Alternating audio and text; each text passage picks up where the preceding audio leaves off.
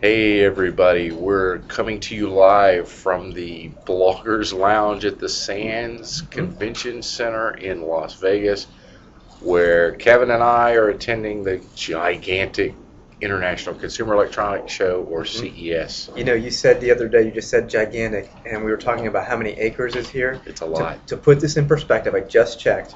There are 1.7 million square feet of consumer electronics here. I went to Google, Wow. I converted it. That turns out to be 39 acres of consumer electronics. Wow. And you have to realize it's not organized. And, you know, with UMPCs over here and MP3 players over there, you have to wander the floor. There are booths that are maybe, some of them are only 10 by 12, others are massive.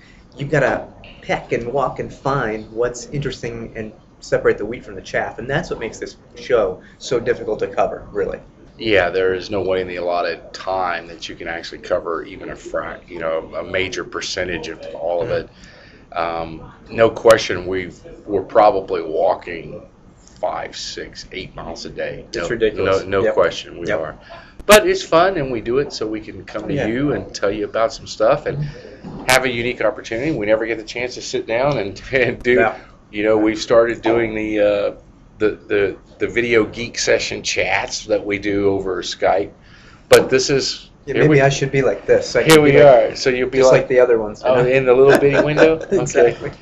But no, it's pretty fun. So Kevin, what has impressed you most or least about this year's CES show? Well, that's a good question. It's a question that a lot of Thank people you. are asking us. Thank you. Thank you very much. This is Vegas.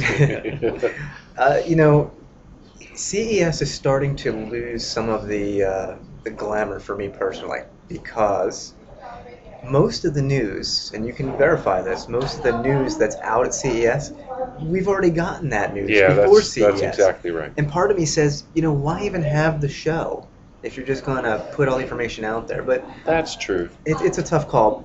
I'm not going to say I'm not impressed by anything. I'm really impressed by how some of these companies are really pushing their technology big, and they're permeating into as many products as they can. And That's what comes correct. to mind is Intel and WiMAX. I've seen it everywhere. They're everywhere. They are. Yes, they are. They are. The connectivity of WiMAX, they're touting how it's coming, and it's going to be embedded in everything. We've already seen that a lot of the mids are going to have embedded WiMAX. The new Asus EPC will have embedded WiMAX.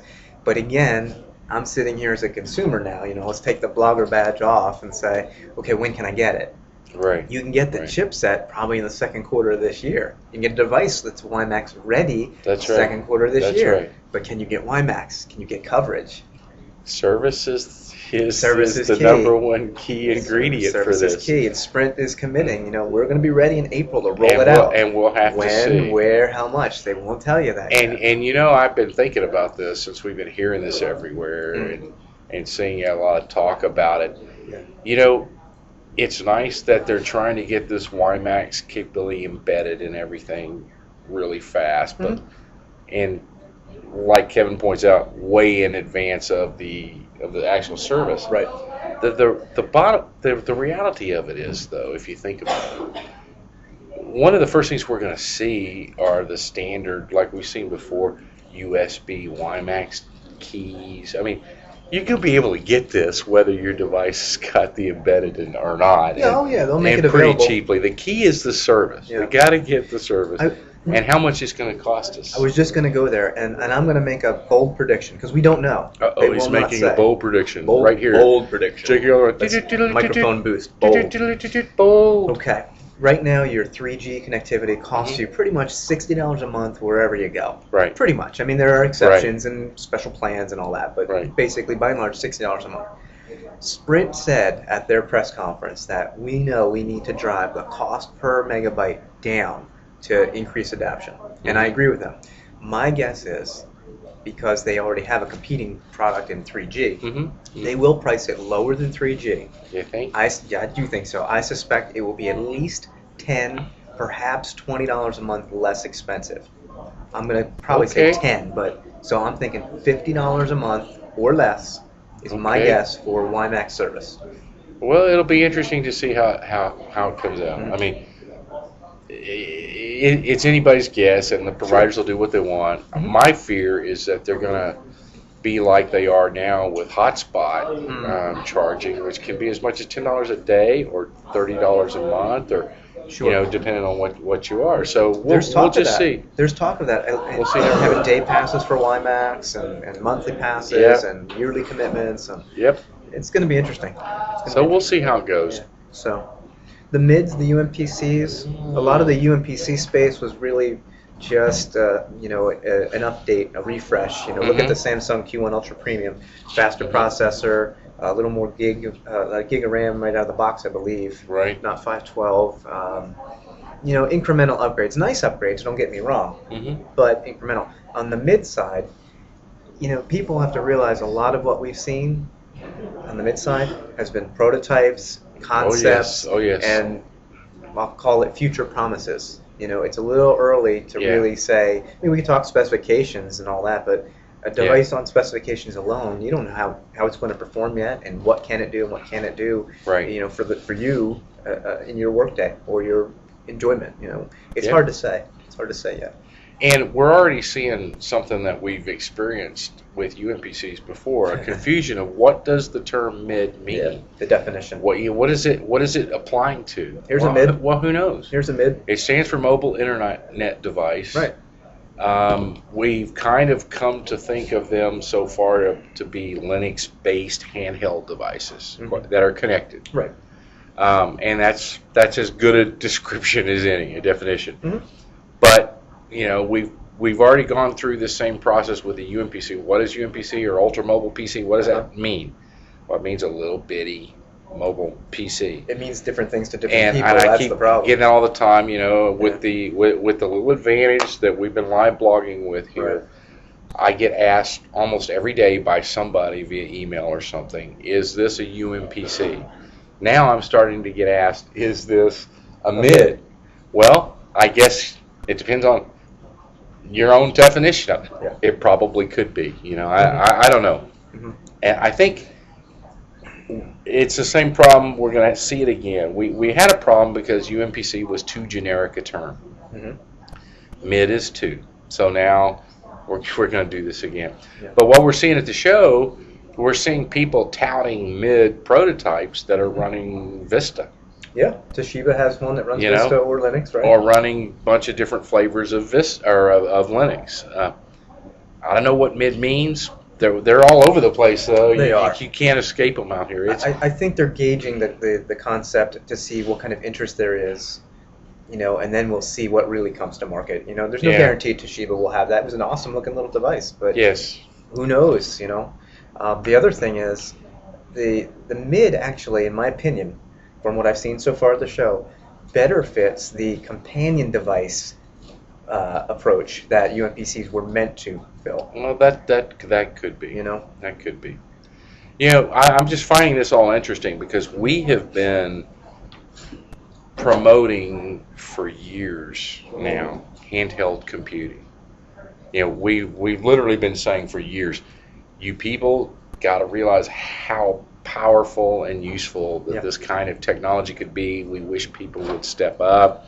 That's why we got excited with UMPCs, although they were, the original designs were 7-inch screens. They were pretty big. But we're still saying, come on, get us something. Sony It was a UXs, stepping stone. It was a stepping stone, I we're think. putting out. Yeah. And so now with the mids, which is the single most important thing that the mids are doing is driving the price down, because every single mid that we heard about out here is way under sub $1,000, $600, $500, and that's what we need to do. And this, not to point out ASUS, but the EPC and devices like it are really helping to drive down the prices. And that's why they're so important. It's generating, the interest, and why? It's the price point. And we met with somebody yesterday. I'm not going to say whom. This is really irrelevant, number one, but we were talking about marketing and what are the factors that different age groups and markets look for.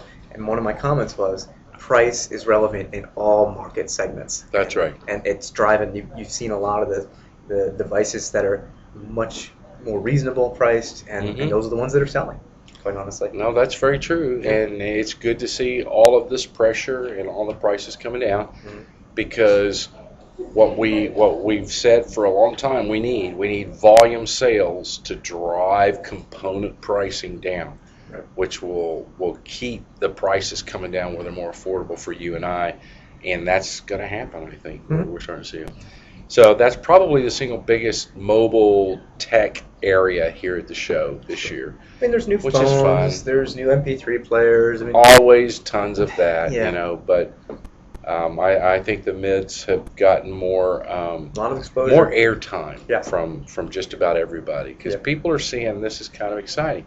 Yeah. A lot of people, unlike us, have never seen this kind of thing or experienced handheld computing before, and they're beginning to realize, hey, this is pretty cool. And let's give a big shout out to Apple with the iPhone for actually putting that in people's hands and showing them that. Yeah.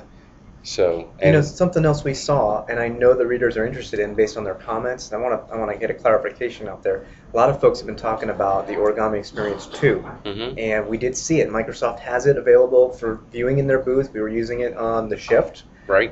We were using it on the what else did they have there? They have the Lenovo. It was on the shift. No, It it was on. wasn't that. It was on. Yes, it was on. Oh, no, it was the Asus because it was running the Windows. R58. The R58, That's correct. right? So Yeah. we got to play with it on that. A point of clarification: if people go back and look at the original post on the Origami Project blog, it's not saying that the Origami Experience is available. What it's saying is it will be released this month, January, to OEMs and device manufacturers, for potential inclusion in their devices. Right. People have asked, well, where's the download link? When can I get it? Does it run on We don't- XP? Does it run on? How does it handle the resolutions? Those are great questions. Absolutely good questions. Nobody knows. We've Only Microsoft knows. only Microsoft knows. We have posed some of those questions and told them that there's interest generated here by the readers, and we're waiting to hear back. We just have nothing that we can share with you now. But I wanted to clarify on the availability of it. It's not out for everybody to download yet, and I don't know if or when it will be. So That's correct. Well, I guess we probably should. We have to, 'cause- hit back to the show floor. I'm out of water. We've Which gotta show are get we going to back go out. back to? We're actually going.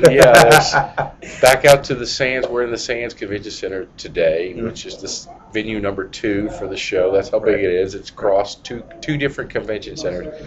So we're going to go hit the show floor. So maybe we'll do some more live blogging. Yep. And see if we can find anything else exciting to tell you about. And then it's back home to rest.